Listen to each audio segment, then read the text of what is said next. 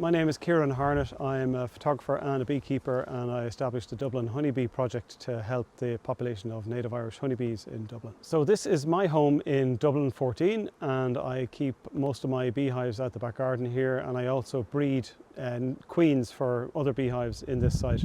So I'm a bee breeder as well as a beekeeper. I've been a beekeeper for about 20 years now, and originally I was just interested in nature and being outside and working with animals, and also producing local food is a real passion of mine. There's a huge demand for local honey because people have realised that eating local honey helps when the hay fever season arrives, because you're eating pollen from the local trees and grasses and flowers in your area, so you don't react so badly when hay fever season happens.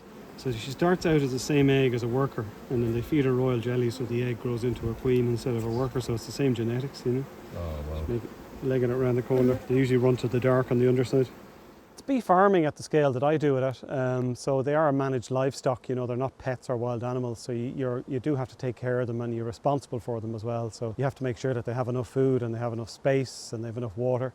So recently, with the hot weather we've been having, I've had to be very careful to provide water sources for the bees, because they can get heat stress if they don't have enough water to cool the hive. They start to overheat and they stop collecting nectar, because they spend all their time evaporating water to try and cool the hive down and stop their babies overheating. For me, it ticks an awful lot of boxes. I mean, it's very challenging mentally because I'm breeding bees, so there's a lot of genetics, and even the animal husbandry element of it, like you have to pay a lot of attention to them. It's very time intensive, it's very labour intensive. And you have to focus on what you're doing when you open the beehive, so you have to be very present and mindful. You can't be thinking about answering your phone, because if you start getting distracted and you're rough with the bees, they'll staple your socks to your ankles to remind you that you have to stay present and pay attention.